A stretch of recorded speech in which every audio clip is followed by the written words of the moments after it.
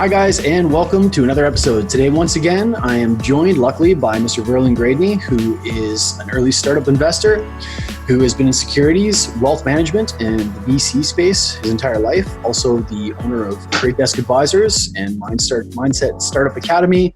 And Verlin now spends his time teaching entrepreneurs how to get the money to be able to get their projects, whether that's a blockchain project or whether that's a regular business, up and off the ground. Welcome, Verlin. Super excited to have you again, man. The last couple of interviews have been fantastic, so I really appreciate your time.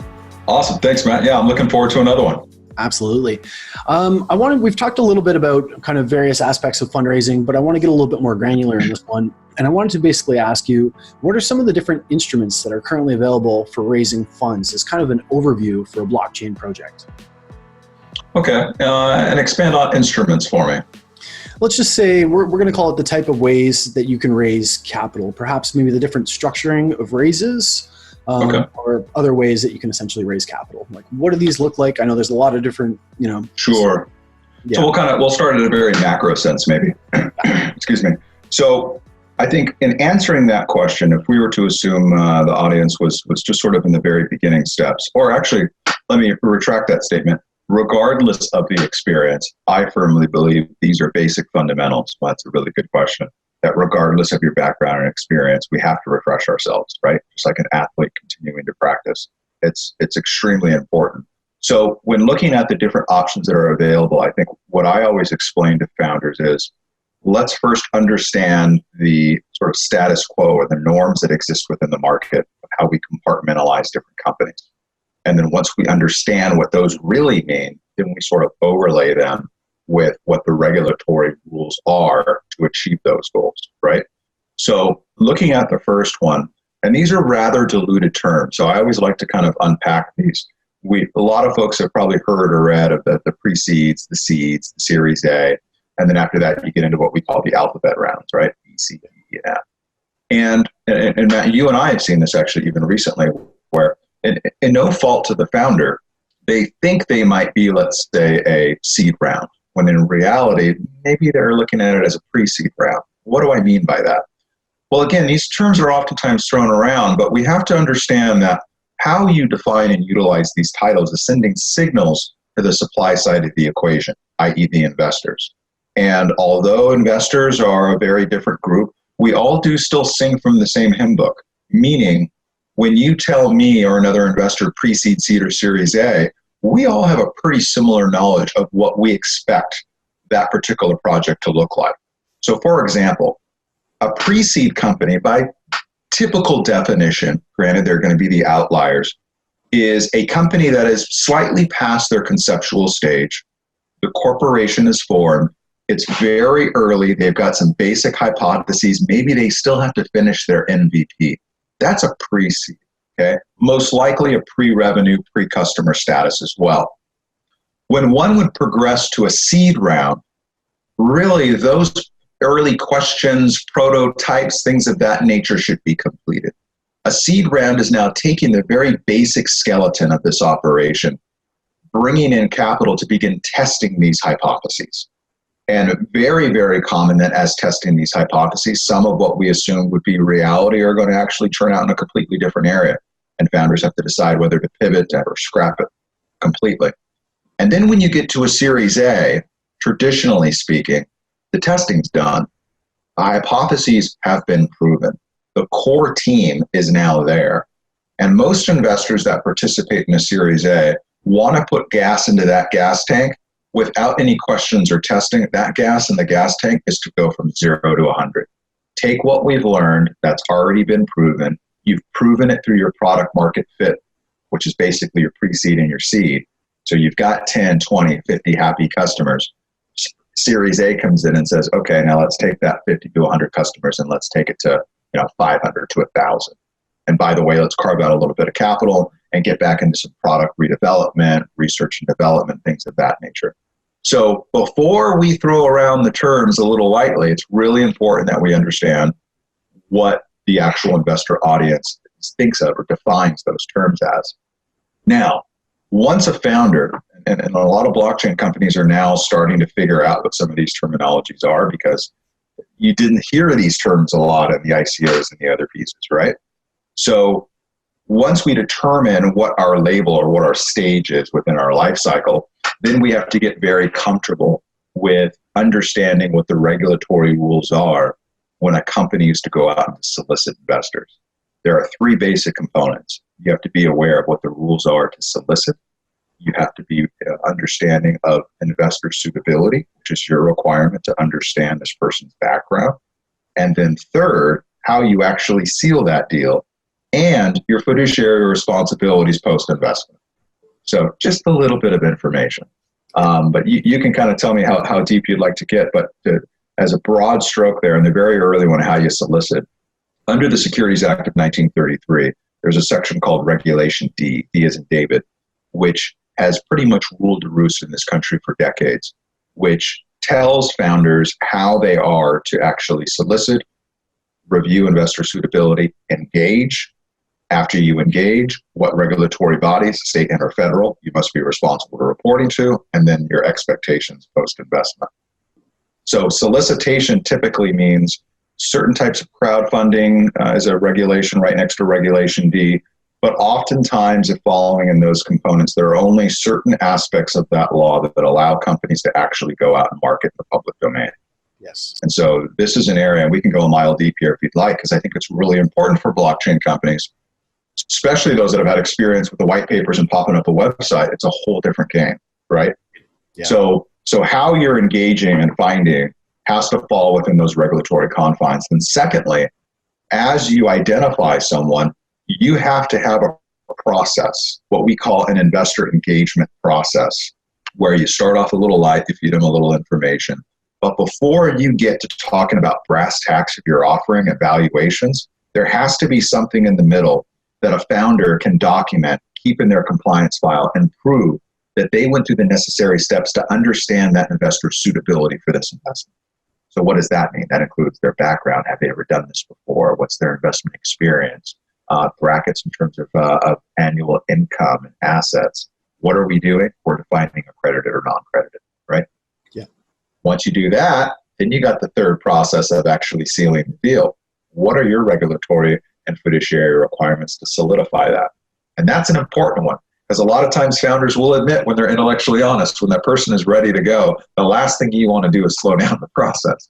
Yeah. But there's tactics to that. So how you paper up that proper transaction, and then that coincides with post-investment, meaning once you actually accept the capital, that's when your real fiduciary responsibility begins. And I think a lot of founders, and no fault of their own, because we've seen it a million times, once that capital comes in, it's like they're moving at 100 miles an hour. They don't have an investor relations protocol or process. They're not communicating systematically. They're in a reactive mode with their shareholders, not a proactive mode. And why is that so important? Because disgruntled investors don't start as disgruntled investors. That's the fear I think a lot of founders have in the back of their mind, do their best to never get in front of that particular bus, but without proper protocols, it can happen very quickly. That's the key thing, is making sure that you're feeding this information properly to your shareholders so that you don't end up with one disgruntled, because one disgruntled can sometimes become 3 to 4. And you don't want those types of conversations, God forbid, ever even making their way to a regulator, because anytime a regulator drops a questionnaire or request for proposal from you on documentation, you're in the weeds really quick legal fees, regardless of who's guilty or not. So these are pretty big things. You know, a lot of companies can get by, and then of course not everyone does this, right? The SEC can't be everywhere. They can't be in every kitchen table closing. But when you're in an industry that is now in this quasi-regulatory limbo, yeah, my recommendation is if you're gathering a little bit more of that flashlight they're shining over the markets, and they keep flashing it on your industry, you're the one industry where you probably want to implement these kind of things. Yeah, I think that's a really good response. And that's kind of going down the alley that I wanted to go down. I think that a lot of people think that you get the money and that's it. You're off to the races. But corporate governance and keeping really tight records is super important, not only to be able to prove kind of your due diligence to future investors, but also in the eyes of the law.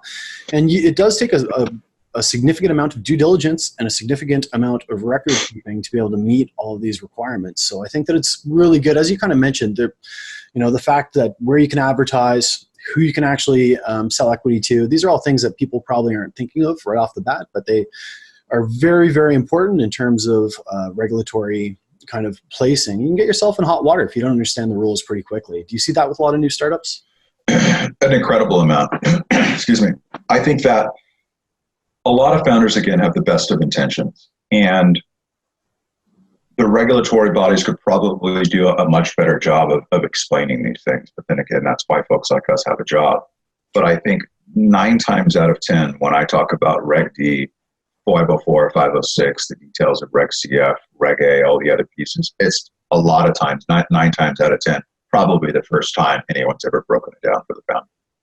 And again, what that's oftentimes battling in their head is what they're hearing is cost and time. And they're like, I need money yesterday, right?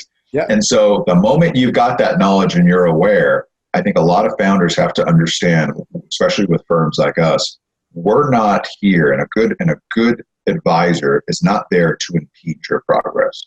They're there to teach you how to keep your foot on the gas pedal while at the same time backfilling the necessary compliance. That's a proper approach. So for founders, don't think that they've got to basically call off the dogs, everybody stop, circle the wagon, spend 4 months doing all this kind of stuff, and then restart.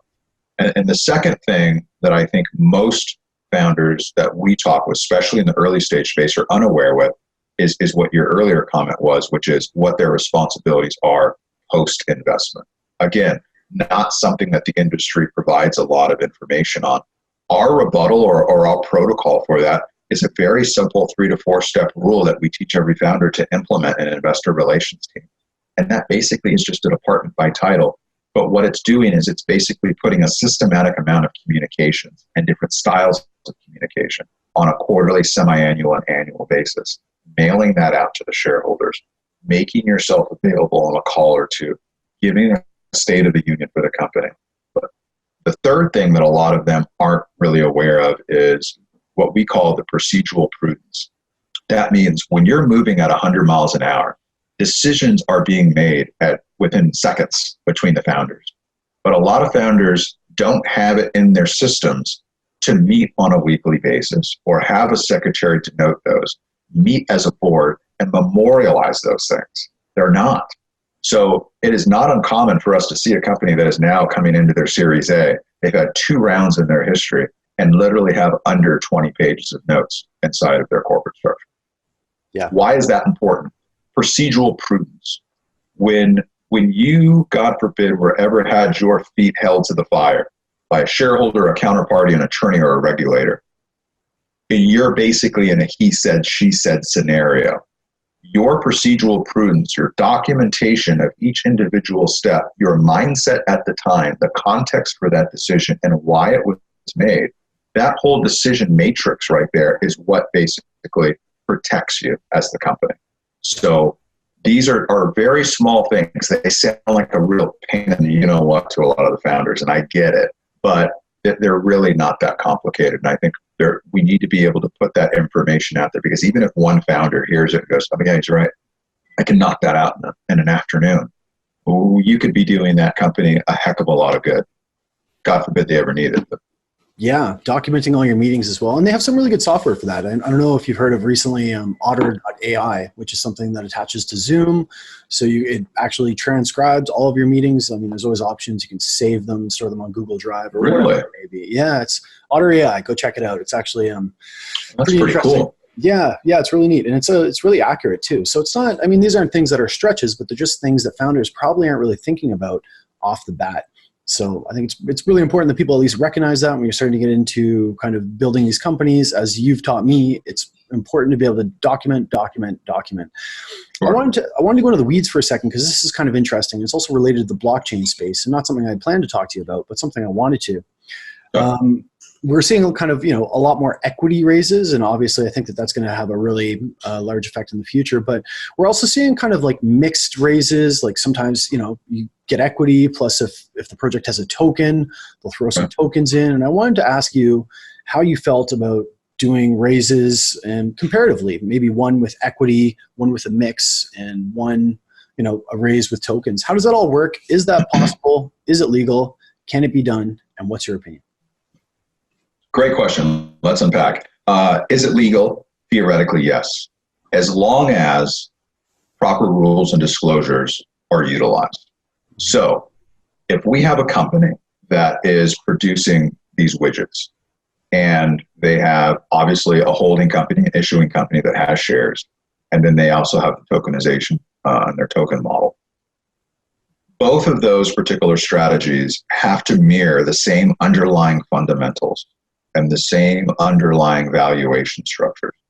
What a company doesn't want to do is have an entity putting out to market two despairingly different particular concepts, saying, oh, in the token model, my company's worth $1 billion, but in my equity model, my equity's worth $20 million.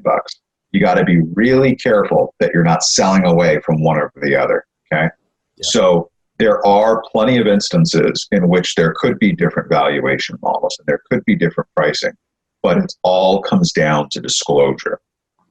And we could spend an hour just on what that means for disclosure. So yes, can be done with proper prudence. Now, do I think it is something that a lot of blockchain companies should take a look at? I do. And here's why. I don't know if we talked about this in one of the previous interviews, but we may have. The difference between traditional and non-traditional capital. We did, yeah. Okay, yeah. So in traditional capital, as one could imagine, it is basically your traditional Wall Street types investors, right? They invest in private companies and public companies. They like things straight down the middle, right? They only allocate typically a small portion for things that don't fit with inside their box or their wheelhouse. So when a blockchain company is coming to market, and yes, they have ambitions of building this token model, a lot of times when we see them, they're still in that MVP or haven't even started the MVP process yet. And sometimes putting so much emphasis on this token model without anything really substantial there to sink your teeth into is a heck of a tall order. Yeah. So we worked with a number of blockchain companies, and what we did was we looked at the business objectives. We understood where they wanted to be, and we'll never change it. But what we found were some natural seam lines or fault lines within the model where we can compartmentalize these structures. Because you see, by compartmentalizing those structures, we're actually gearing it towards a specific style of audience. And we're letting that company gain momentum, traction, i.e. evidence, before we take on what may be the biggest hurdle for most people to wrap their arms around, which is this really complex blockchain type function. Really cool when the founders were talking to their peers and getting very jargony. But the moment we leave that particular niche or subculture or ecosystem, you just see blank stares. Yeah. So compartmentalizing these structures and utilizing traditional equity funds in the very beginning can allow companies to build out the basic formalities like we talked about before. Build in the structure, build the MVP, allow traditional capital sometimes to participate if it works for your model. And then all of a sudden they can still take tokens. Those tokens are now sort of a kicker for them, right? They can get their bread buttered where they're used to. And then later on, should they actually follow through that investment and come to fruition, and they're rewarded with, X number of tokens. Now you can give them a reason to start paying attention to that token. And I believe that bridge process is how blockchain wins over more of the traditional capital audience. Yeah, that makes a lot of sense, at least to me. And of course, we've seen that in a couple of things that we've done as well, right? It's all in the story that you're trying to tell and the way that you're kind of, the way that you're prescribing that. And you have to be really cognizant of the audience, of course, that you're pitching to, which is something I'm sure we can talk about in later videos that you taught me. I guess to kind of roll it back a little bit, anybody who's kind of new, they're either going to start a project or they have a project, they need to raise funds to scale, whatever it may be. Can you kind of give, and this is an extensive question as I tend to ask you, but can you kind of give an overview of what that process looks like what the fundraising process looks like? I think maybe a lot of people might be under the impression that, hey, I'm going to raise money and I put together my things and 2 weeks later I've got 20 million in the bank and I'm off to the races. But spending a lot of time with you and working with you, of course, I know that isn't the case. Are you able to kind of break down maybe some of those myths and the way that it actually... Yeah, and I always like to start with the realities, even though this probably creates a sticker shock. But it's important for founders to first really understand what the heck they're about to get involved in. So from a very statistical macro standpoint, and we have to keep in mind, the industry typically tracks startups post-raise. We don't really have a lot of analytics of what the heck's happened at the kitchen tables, friends and family and these type things, right?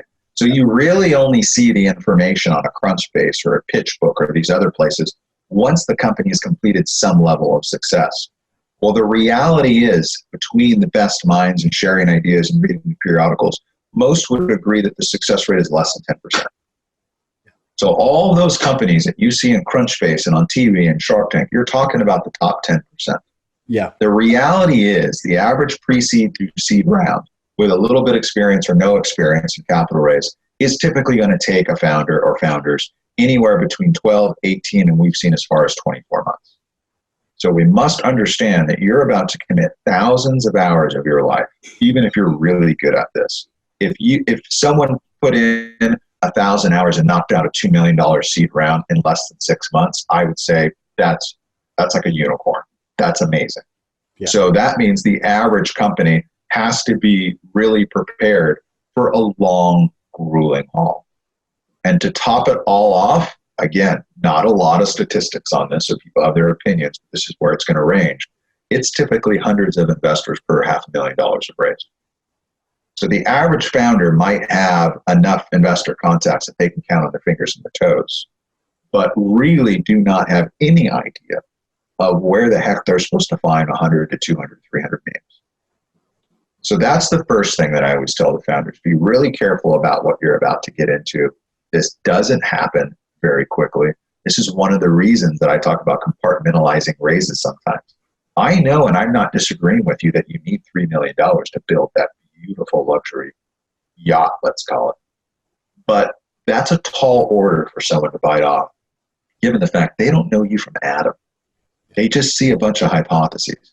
We want to go in and we want to build a little speedboat first, and we want to go win some races, and we want to get a little notoriety, and we're going to step up to a little bigger boat. So we're not going to take our eye off that dream of building that boat. And yeah, it might take me 12, 24 months longer, but what would you rather do? Would you rather go to the market with an abbreviated strategy that works as a bridge to your ultimate goal, reduce the amount of brain damage that you're going to go through raising capital, succeed that goal, and for the first time have the ability 12 to 18 months later after you burn that capital and go, ha, look at that. I told you I was going to do this, and I actually did that. How do you like them apples? That's how you start to create interest. That's when those initial investors typically are happy to do follow-on capital. That's what's on the cover letter when you start reaching out to the fund so that you get better response rates. Yeah. So there is a very large subset that don't have this knowledge, that are basically going off and biting off a heck of a lot more than they can probably chew. And what they end up with a lot of times is, I told the rest of the world I needed $3 million. I only raised 300 grand. Now 300 grand, you should be doing cartwheels if you can find 300 grand.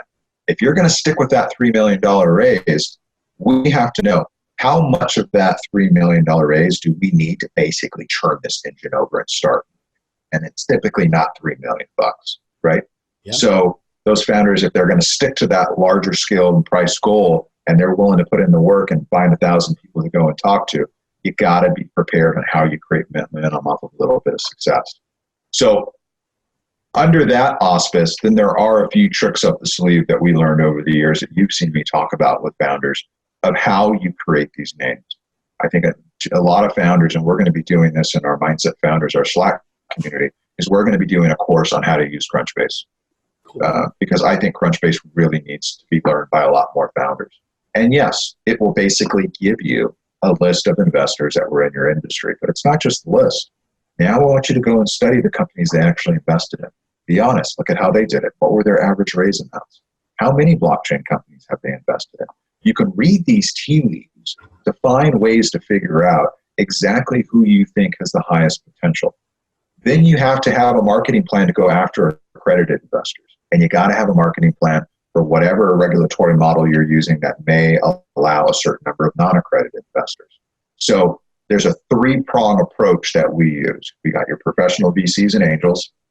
Luckily for us, that's public knowledge. Then we need accredited investors. We'll typically look within a 50 to 100 mile radius of the company. great thing about accredited investors is the Department of Labor does great statistics here in the States of exactly what average professions make and income. So we can basically zero in on what demographic and what types of professionals that those founders need to be talking to that have a high probability of actually being accredited. And then the same thing for non-accredited investors, that we have to be able to find ways through communities of accountants firms, CPA firms, advisor firms. Those that can get really creative will build out an investor marketing plan that realistically says, if I follow this plan over the next 12 to 18 months, my name and my offering is going to be in front of 1,000 to 1,500 potential investors. And you reverse engineer the math from there. I've noticed that you've recommended before that kind of new founders who aren't quite sure if they're ready to, put it into it and kind of go all out for the next however long it takes, track down a bunch of investors, knock on doors and kiss babies to go and give that course a shot. I thought that was pretty cool. And I think kind of to spend the $300 or the $200 monthly over, 2 years of your life and a bunch of other people's money trying to chase down capital is a pretty smart idea, because it gives you a really good. Thank you. And thank you for reminding me that, because you're right. And this goes with the question that you asked, that was one of the reasons that we built it, was I saw too many founders, great idea, bright-eyed and bushy-tailed, with no idea what they were about to do. And I'm thinking, this guy's got kids. This guy's a job. He's lost his health insurance. He's going to go out and he may get his teeth kicked in. Yeah. So, we're here through the courses to help advisors, but this industry needs pure honesty as well. And there are a false sense of confidence that this industry has given by watching these folks walk away with millions of dollars and people thinking that they can do it too. This industry leaves more people in its wake than it puts up on a pedestal. And of course, the courses, I would rather a founder go and say, you know what, I'm just going to take these 90 days and I'm just going to study this stuff. And if you walk away from that, we're going to tell you the good, the bad, and the ugly. And if you walk away with that and you're still ready to go out and do this, well, you're going to be better for it. But it's okay if you look at that and go, holy, I'm not ready for this. It's good. Stop. Slow down. Keep the job. Keep the status quo. Maybe it's just a hobby right now. Keep tinkering with the hobby. And now you're armed with the knowledge to know that if something ever happens with that hobby, where a new relationship comes in or a new light bulb goes off, you have a way of referencing, should I go and actually, put myself out there to actually go and do this? So, can you kind of give an example of how somebody might come in gung-ho? You might slow them down and say, hey, there's a way to do this, and there's a way to do it more efficiently and also a little bit safer. Yeah, definitely. So I think before the details of how we do it, and it's not rocket science, but it's definitely one that we aid pretty dramatically in the process, because we guide them through it, right? Whereas they can go online with the courses and they can learn it. But what really underpins this, and again, this goes not poo-pooing on the industry itself, but you are not hard pressed to find information about how to do a pitch, 30-second elevator pitch, how to prepare for a demo day, how to create a pitch book, right? That stuff's all there. But what really drives us that a lot of founders are unaware of is how they speak investor. There's a difference between a good idea and an investable idea. And I think a lot of founders have a great idea. They're very good at talking about the products and features. A lot of investors could agree with you. It's a great product or feature. But why is no one writing a check? That's a key thing. So if you really want to begin to make more meaningful engagements and really begin to turn the tide, the same way you spent all that market due diligence time identifying who your total addressable market is, your total serviceable market, you really understood their buying patterns, take that same level of attention and detail and now point it at your investor audience. Have you done that same level of homework? Well, guess what? 9.5 times out of 10, the answer is no. Well, that's what we do. As we say, look, early stage investors, yes, we can all be different, but here's the one benefit that founders have. We all pretty much, as you've heard me say a lot, sing from the same hymn book, meaning there are the same 10 to 15 particular sectors that are, or types of data that we're reviewing. Now, here's what makes it difficult, is each of those particular segments of how we review a deal, we call the due diligence process, We're all subjective, as we've said before. And so that's one of the reasons that we do the investor interviews was I didn't feel comfortable coming out and creating this Mindset Startup Academy and me talking down to people and saying, this is the way you're supposed to be doing it. I felt it was a more confident position for folks that visit our website. Just look at the quality of the funds. These are big funds that are sitting down with us and going, yeah, you're right, I do that. Just no one's ever asked me before, right? Yeah. So what it really comes down to is, and here's the very interesting part when we do it, and I think you've seen this now, your products and features are probably not even in my conversation with you. Yeah. And when I consult with them, it's 5.5, 6 weeks. We don't really talk about your products and features. You've already got that part down. We'll spend 5 to 6 weeks to take your basic assumptions and hypotheses, and we break it into 11 categories, which is your product market fit, where we all have to start with. If you go out to investor audience and talk about how cool your mousetrap is, but you can't convince that investor in his brain that you can actually turn that into an urgent buying need for a customer and then buy, you typically don't get a check. And once you've got your product market fit, we peel back that onion, then we get into go-to-market strategy. Okay, you prove to me now you can get 10, 20 happy customers. Now prove to me you understand the market enough to go from 10 or 20 to 1,000. How many founders are actually doing that? They're not. They're saying, I'm raising $3 million, 300,000 sales and marketing. I'm going to hire a marketing manager, an outsourcing team, and I'm going to do an ad spend. And whoo, there it goes. It's that easy. Like nails on a chalkboard for investors. And they hear it because you see a really good idea and you're like, yes, and you're like, yes, and you hear it and you go, oh. And you start to see that so many times that we can't plug all of those holes in the boat and make an investment. If we did, we'd own like 99% of your company, right? Yeah. So you keep following that line of thinking and getting into the market opportunity. Here's another big one that you're going to hear about in our interviews, another nail on the chalkboard for investors. Okay, so tell me about your market. Okay, well, how would you like to participate, Verlin, in a $3 billion market? Well, it starts to get a little old after a little while. And you say, well, my subsector is this. It's about 100 million people. And with this, I'm going to penetrate it 0.25%. Bang, pesto, everyone's happy. That's like nails on chalkboard. We call it the probability test.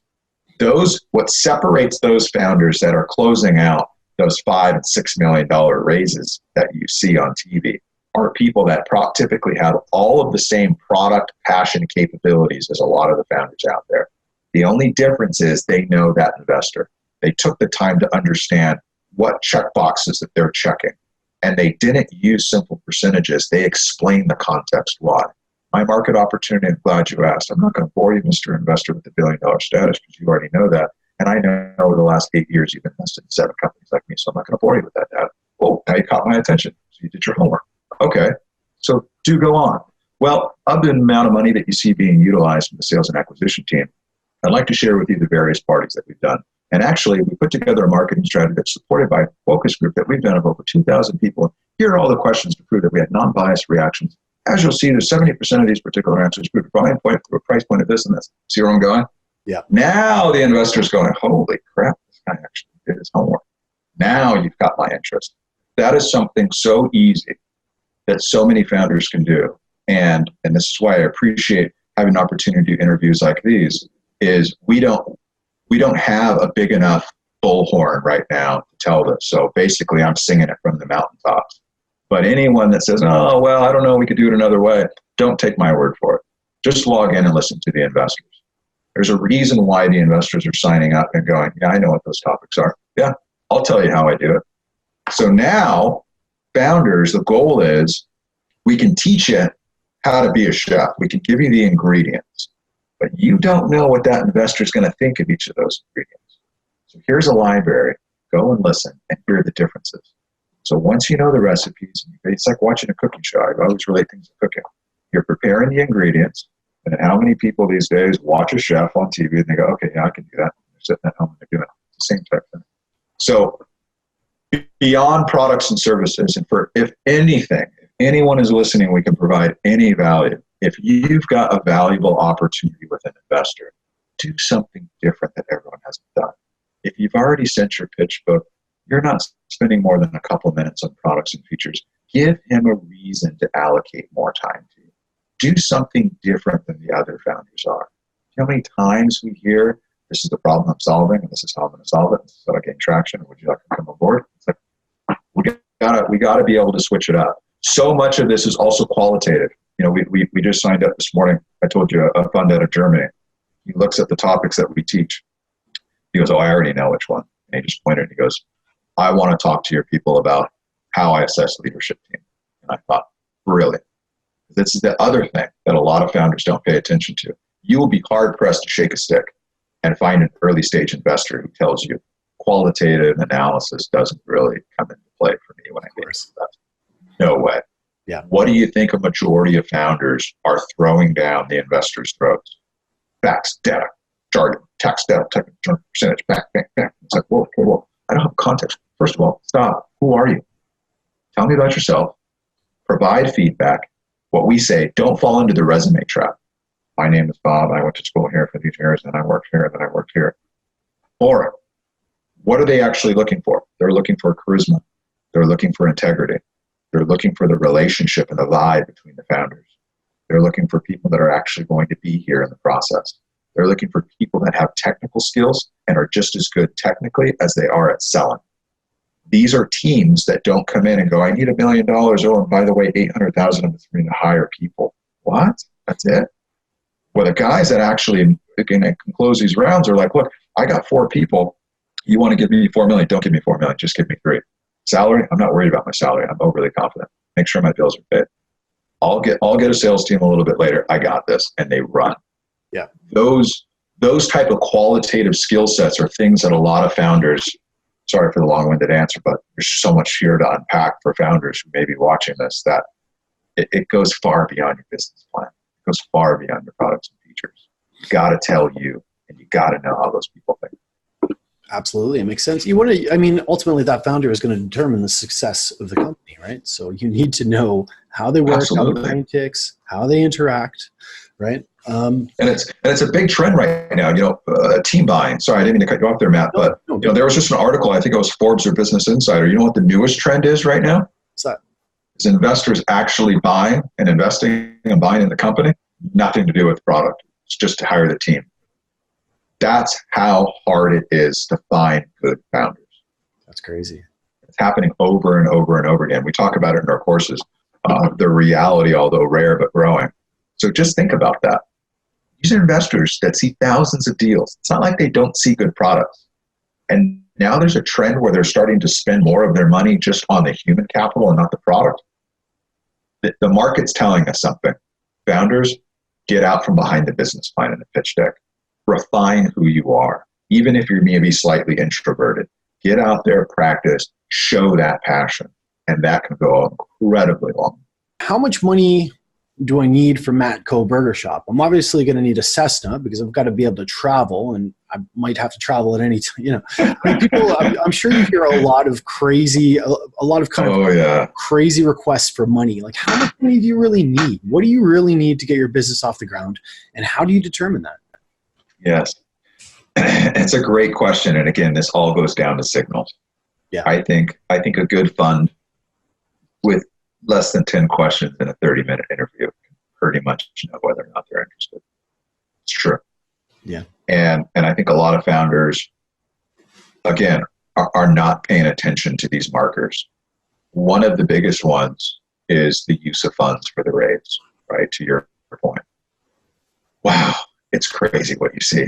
I mean, I believe it. And I don't want to sound negative or talking negative, but it's pretty unreal what some founders think will fly. Now, the reason that is because as diverse as this industry is, moving hundreds of billions of dollars around the world, someone is getting away with it. Yeah. Someone did go, "Yeah, I need $5 million, never done this before," and it happens. I mean, there was a guy we talked to not too long ago that was barely in a prototype stage, right? He was very introverted, lived in the Midwest. He happened to go to the coffee shop. He lived in his family's house, and he wanted to go and work. The guy happened to literally look over and go, "What are you drawing?" And the guy tells him, "Interesting. You come to this coffee shop often?" "Yeah, I come here every Wednesday." Wouldn't you know it, the next Wednesday, that guy came back, didn't ask for a contract, and put a $500,000 check in his hands. What? Never talked to him since. Signed a napkin. So it happens. well, let's not bank on it, right? So when it comes to use of funds, I think what founders have to look at is like I said before, we know how much it costs to get to your ultimate goal, but it is not typically your early stage investor's responsibility to fund the whole darn kit and caboodle. Yeah. It's your job to explain that vision. And then, as I think we've talked about before, or likening it to the cross-country road trip, it's okay to explain how cool that final destination is going to be, what it looks, what it smells like, how the food tastes, everything. But then you got to break down the gas stations for them on that road trip. And you got to be really, really honest and say, now, you see where I'm going. Now, where I'm here today to talk to you about is these first 2 gas stations. Okay? This is what they look like. This is how much I'm going to raise. This is what I'm going to use the capital for. This is what we can expect. And this is how you hold my feet to the fire and hold me accountable. And let them look at that. So this also comes into deal drivers, or how we're actually structuring a deal as well, right? Yeah. So a lot of times, in some of these interviews, you can even hear it say, you'll see pre-seed rounds, and we'll see, $6.5 million. $6.5 million to basically finish the prototype and testing sounds a little rich, right? Now, there are anomalies sometimes, particularly in certain types of quantum computing models that we've seen, where the equipment just costs that much. But you have to be really, really careful of what you're asking an early stage founder to do. Stay away from unnecessary expenditures. Your expenditures in the pre-seed round should be directly correlated to proving that product market fit. And that's pretty much what I would finish at. Because you will not have a problem later on if you've proven beyond a shadow of doubt that product market fit. You've proven you can pull clients, sell at a price point. You've got half the model done. You're in that seed stage. You're funding just the basic needs for that go-to-market strategy to build a little bit of scale.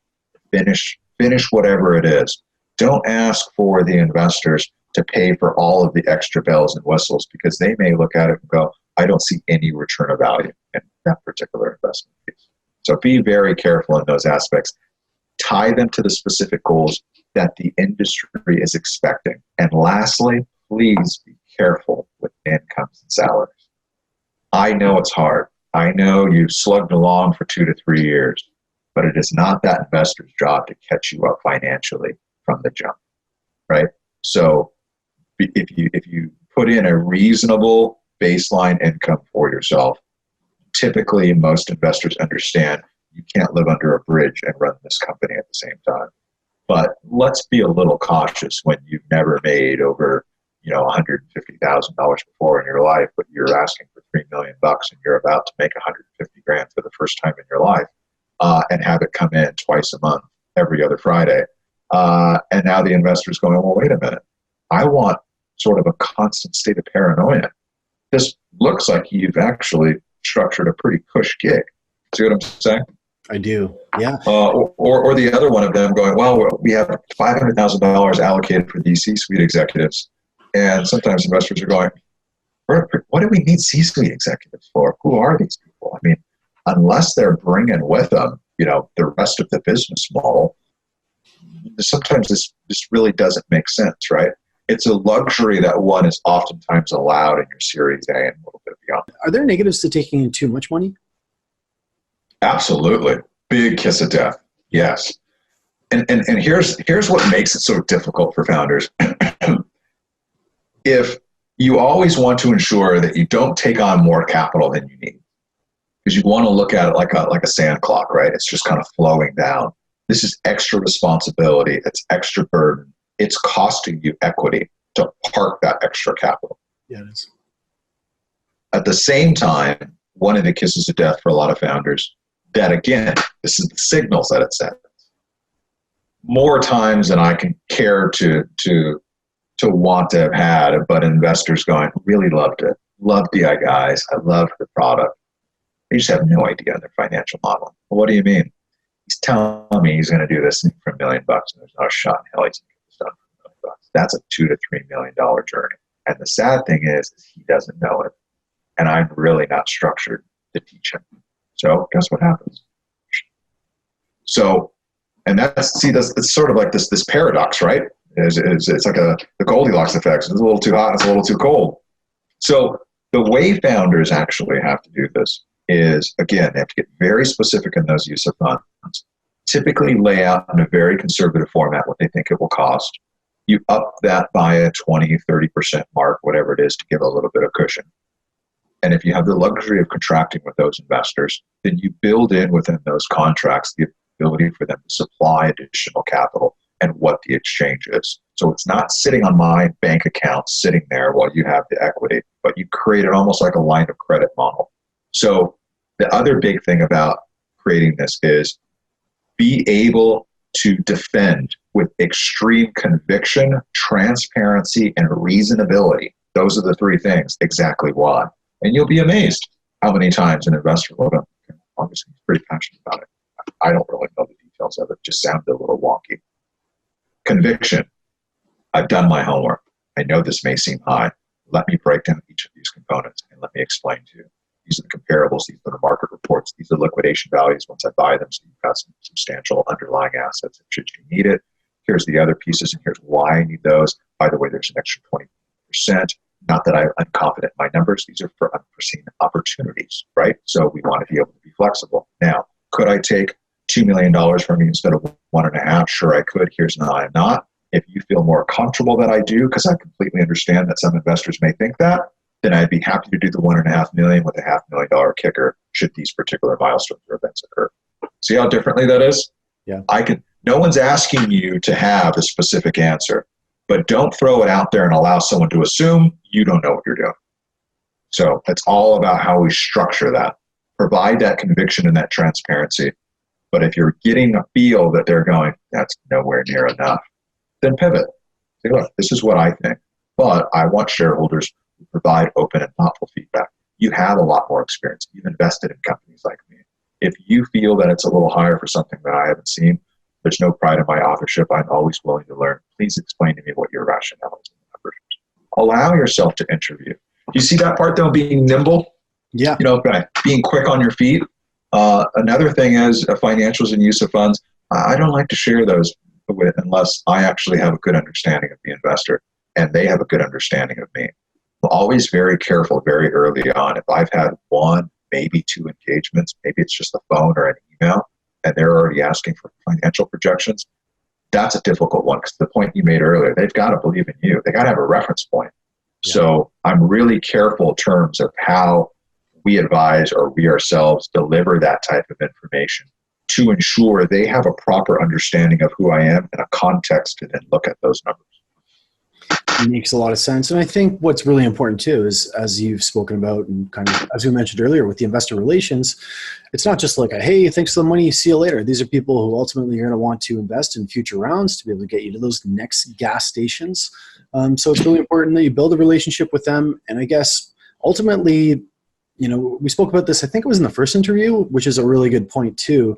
You don't want to take just money from absolutely anybody, right? You want to really kind of be selective if possible. Like, I guess a lot of founders would be like, hey, Jack's investing in me. This is great. But I mean, right.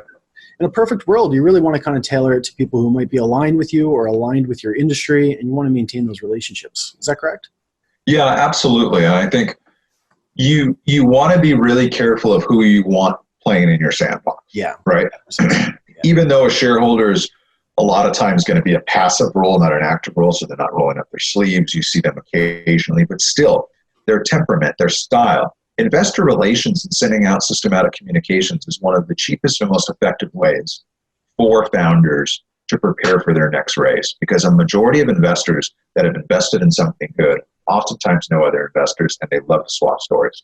So this is the ability for you to allow your shareholders to brag a little bit. We've done it pretty phenomenally in a couple of fintech companies. They could probably close their next round just off their investor-shareholder communications over the last 2 to 3 year burn rate. Seriously. Holding great events, bring a friend. They're bringing their friend's like, why am I going to some golf course for a lunch? And he's like, oh, I haven't told you about what I'm invested in. Yeah, I'm going to send you over a copy. Check out these reports that they've been sending me. It's pretty interesting. You should come. Oh, okay, now he's got a different context, right? But now again, the paradigm's here. On the polar opposite a polar opposite side, that we see a lot is, well, I need $3 million, but I really have to like the investor. I mean, he has to really share my same vibes and moral and ethical every aspect. And it's like, wait a minute. Slow down. That's nothing against you. But if I may, let's just add a little bit of realism. Why do you feel the need for them to align philosophically and ideologically with you? And when we peel back that onion sometimes, what we find there is a little bit of insecurity. We find oftentimes concern that individuals far more experienced and wealthier could basically come and take this from them. And also, too, there's situations where a lot of times, sometimes they're just completely control freaks and they don't want outside things. So this very interesting side of the business when I hear those type of comments. And sometimes they seriously are like, I hate capitalism. This is just a necessary evil that I have to do because I need money to create this business. So uncovering where that is, but I think if you do find yourself saying, I only want this type of investor, I would challenge you to say, dig deeper into that. What is it that you're trying to protect from? And whatever you find, typically there's a contractual process to duplicate that same level of protection without you shrinking the size of your investor audience. Does that make sense? Makes perfect sense, my friend. I guess kind of on the other side of that, let's assume that we've gone through our pre-seed. We've got some capital.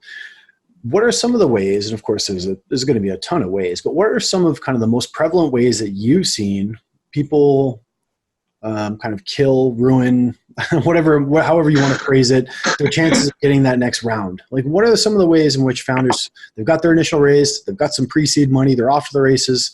What are kind of the ways to screw that up, so to speak? What are the ways that we've seen how they burn the house down, huh? Yeah, basically. Well, there's your usual suspects, which I think the SEC would qualify as a bad actor rule or a blank check company.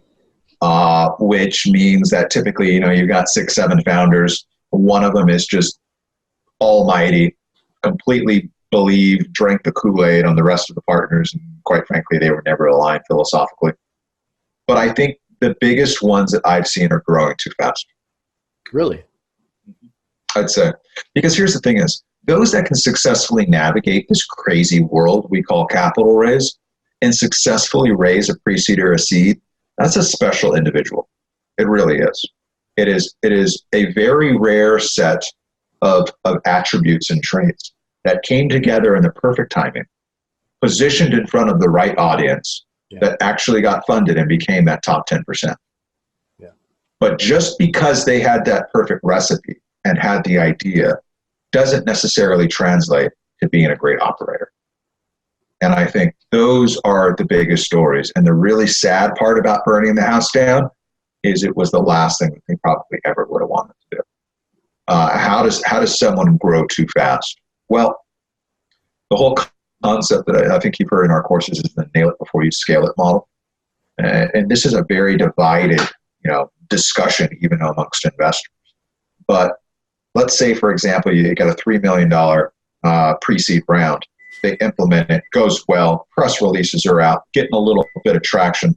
They go out and they raise $4 million. They get through their seed round. They're moving really fast. But then there's some other investors kind of circling in and they're like, man, you should just slip this puppy into 6th gear. We got your back. Don't worry about it. What do you say we just dump about $25 million on the plate for you? We'll handle everything. What happens? And here you have a founding team that is running so fast. They're basically splitting at the seams. They don't know what to do. Money's literally being thrown at them. And what they're doing is they're in that sort of still in that starving mode mentality of the starving founder and going, there's no way in hell I'm letting a check pass. Absolutely. Okay, we'll take it. We'll take it and we'll figure the rest out later. Yeah. Well, guess what ends up happening? A lot of inexperience. Now we're doing patchwork. Corporate culture is not working right. Bad decisions made. Collapses. So may not be the one that someone would think in being asked that question, but their mind might typically go to, infighting or things like that. Yeah. No, I'd say the biggest ones is growing too fast. It's the most disturbing and sad ones are the ones that come out of the gate so hot and heavy in that pre-seed and seed to become that top 10%. And for whatever reason, it just never catches legs. Oftentimes they knew enough to basically get that product market fit. But when it comes to scaling a business, as you can imagine, that's a whole separate beast. There are, every single time you turn around, there's a pit hole that you can step in. So a lot of founders that happens to. I think this brings back to the question of, picking your investors. I know a lot of founders may say, oh, I don't want to go into VC because, these guys are sharks, they're going to take the company. And unfortunately, it's got a couple of black guys in the industry. But it's changed a lot. And I think that's one of the reasons that we do the investor interviews as well. These are human beings. Most of them very nice, really wanting to help. But what you're picking up from them when you're growing and transitioning, graduating through those rounds, is we tell our clients and our portfolio companies, there comes a point between pre-seed and seed, and definitely seed and Series A, where you're not just looking for a check anymore. You have to start thinking about the other quantitative and qualitative skill sets they're going to bring. Like, how many times have you scaled a SaaS company like mine from seed to Series C? And can you tell me about those particular scenarios, right? Learn from them. So to prevent certain issues that oftentimes create a spark and then fail, I think with proper understanding of who those investors are beyond just a checkbook and their willingness to roll up the sleeves, provide resources and guidance, can help remedy those particular issues. It's good. It's good information. And I'm actually pretty shocked at the scaling one, but when you've kind of broken it down the way that you have, it actually makes a lot of sense. If you've managed to get through, if you are one of the few who's managed to be able to do that, and it's a SaaS company and you scaled it from kind of conception through pre-seed, seed, Series A, B, C, how likely are you, when you sit down with an investor, how much of a kind of notch is that to be able to get another raise for another company, from your experience and what you've seen? Said another way? Let's say that I've already done this before and I'm coming back to sit with you in front of a business plan. Does the fact that I've already done this before kind of put me in a certain elevation in your eyes, or is it strictly dependent on the paperwork, the idea, and everything that I have in front of me? Or is that ability to be able to prove that I can do and I can see it through something that's kind of a major factor in a decision that investors might make whether or not they wanted to inject capital? It's a great question. And I think it's extremely subjective. Intuitively speaking, because as we've already stated, the qualitative skill sets of these founders being so important, I would say a majority of investors in an ideal world would love to see prospects in front of them where the founder or founders have successful exit experience, or even successful entrepreneurial experience. However, I do not think in the trends that we're seeing now that it is any form of guarantee of success. Don't get me wrong, it's a hell of an advantage. I think in your accredited investor, non-professional investor world, that still kind of follows that resume type model. When proving qualitative, you got it in spades. Yeah. When you're going after a bit more of a sophisticated fund, you're going to get far more meetings than you would if you don't have success, because they're curious, right? Yeah, of course. But I think a lot of the earlier or newer, smaller micro VCs, your $20 to $50 million funds, they're really working on breaking the mold, because although it's been the trend for a while that the holy grail is to find a great idea backed by a founder that has exit experience, you go talk to a lot of the newer funds and they're like, look, that model's old and dead. I don't care where you graduated college. I don't care what you did in the past. This is now. Like, I need to see the whites of your eyes and truly believe that you can do this. You've got 2 exits in the past. You've made money. What are you doing here? Is your heart really in this? Are you going to pawn this off?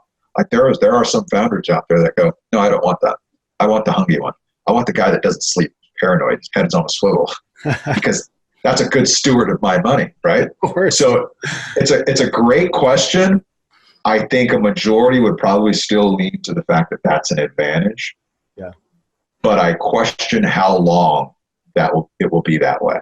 I think there are a lot of opportunities for early stage founders to prove qualitative skill sets and to come up with a very good story of why they're a better vote than someone who has a good idea and happens to have exit experience.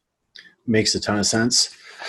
I want to roll things back a little bit here. And like when we initially started discussing way back when we met and we were just kind of talking and you were educating me about the different types of securities raises and, the options out there, I was always really fascinated by this crowdfunding thing because I thought like, hey, it's a great tool because you can access, non-accredited investors. Like this would be great for the industry. But I know for a fact that you're a huge fan of Regulation D.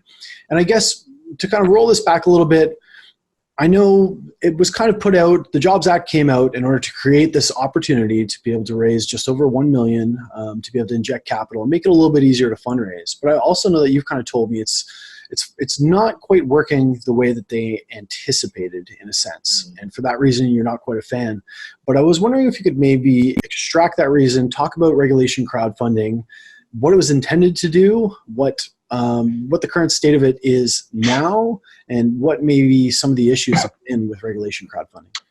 Yeah, and again, great question, and I will preface, because I don't want to make any enemies here, I think there's always a home for crowdfunding. Yeah. Do I believe that it has lived up to the total hype? Not necessarily. But I do believe it's still early.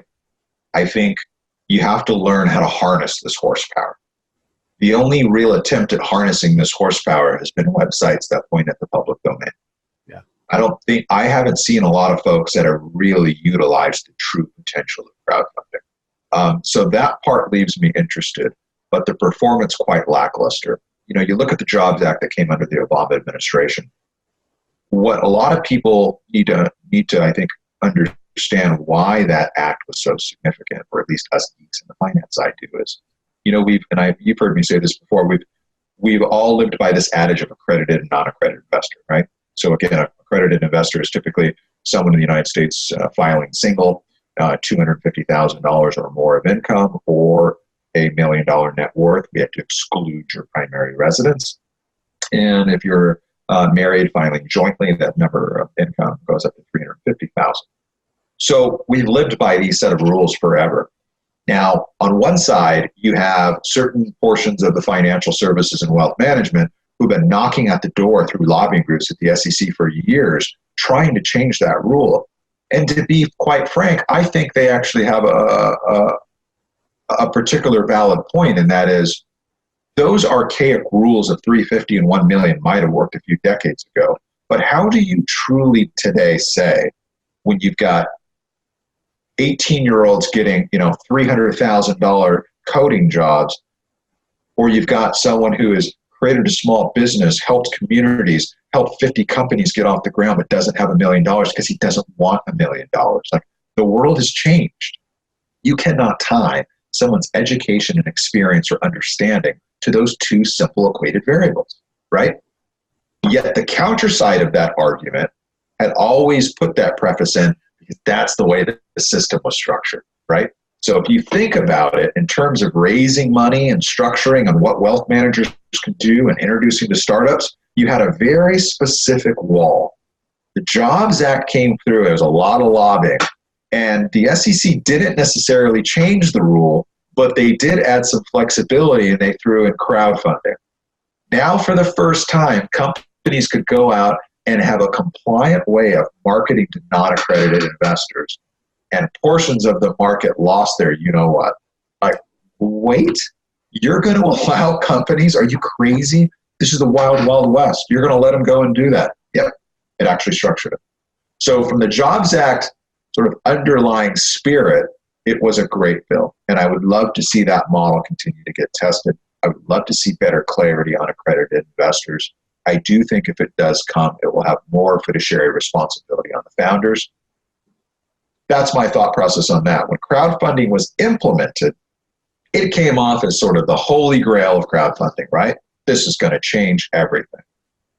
Well, when you put it into scope, with the rest of the VC and the angel space, I mean, it's moved a good amount of money, but nothing that's really blowing anyone's skirt up here over almost a 10-year period, right? Now, I believe that is because you have a couple of websites that everyone knows that does a lot of crowdfunding. But what we know in the industry is they've kind of gamified that process. You've heard me say this before. Yeah. There's a reason why certain projects are on the front page. The reality is those are the projects that came out of the gate and did really well. They were able to get 30% subscribed of their offering within a 60 to 90-day period. And the math guys behind those crowdfunding platforms know that statistically speaking, those companies will have an 85 to 90% chance of actually completing. And now I get to put it on my website that I got funded. The reality is there's thousands of other projects that are back there. What's great about it? Reg CF provided that compliance structure to solicit in the public domain marketing style, which is, again, extremely rare. And how did they hedge those consumer protectionary worries? Well, they limited the amount that you can invest. They limited the amount that you can raise. So essentially what they do, they ensured founders can't go steal grandma's pension, which is smart. But what I think created false hope for a lot of companies was I could get accepted to a crowdfunding site, maybe even one of the popular ones. They're going to post me out and I can just kick it back, right? Let it do its thing. And that's not the case. For all the reasons we've talked about in this interview, you have to have a proactive marketing strategy. So I feel as a community and an industry, the crowdfunding has been, you're not seeing a lot of sophisticated investors coming in. You don't see a lot of funds. It's been in this sort of little realm of accredited / non-accredited investor. Where do I think it could go? I think a lot of companies are burying the lead with crowdfunding. You have the ability to market the public domain. That's a godsend in capital raise. It's not being utilized. You guys are burying it in a website. That's it. If it were me, I'd have that website under the primary regulatory rules of marketing, and I would use it in a proactive manner, meaning I can actually go out and I can solicit investors, accredited and non. I can hold events. I can hold workshops. I can break down that particular website and the offer. I can put enough people in the room because there's more of those people than professional investors. So we talked about before, a successful company is going to have 1,000 to 1,500 names before they start. If I've got a crowdfunding model, I can have 10 to 15,000 with some good help from my friends and other people in my natural network and social media, right? So the moment companies start to really figure out, understand the law, understand where the goalposts are, and really begin to utilize it, I think it will hopefully be revived. Yeah. So it's just new, and then you think essentially that it makes founders lazy because they think they don't need to go out and market. And of course, it's all metric based in the same way as Facebook's. The more popular raises that do the most, get put on the page, everything kind of slides to the back. And that's kind of yeah. And I don't like some of the best effort models where, and I understand why they're doing this from a consumer protectionary side, but you set a $500,000 goal, you get to $350,000, you didn't reach your goal, you don't get the money. It's like, what? There's no way. I mean, I wouldn't run a raise that way. But again, I understand why they're doing that in certain cases. But I think utilizing the actual legal and regulatory opportunity, but operate it in a different vessel, right? Operating in a different manner. There's so many things that they left open-ended. But what's really ruling the roost right now is the primary website model. That's great. I really hope that I would like to see regulation crowdfunding change, or at least perhaps, as we've spoken about, some of the accredited investor rules change a little bit for a lot of the reasons that you mentioned, right? You've got kids who are 12 years old on YouTube making $500,000. It happens.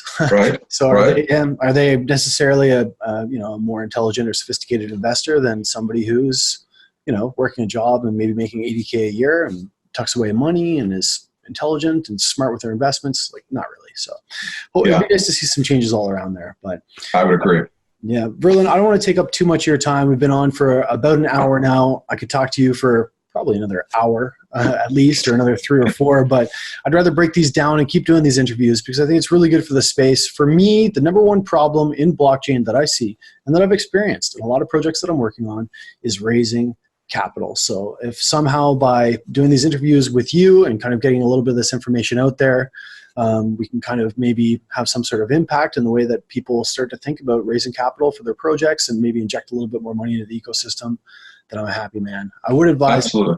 Yeah, sorry to cut you off, my friend. I would definitely advise anybody who is looking to raise some money to reach out to Verlin. I'm going to make sure that I put the websites below for Trade Desk Advisors, which is his full advisory service, as well as some of the fantastic courses at Mindset Startup Academy.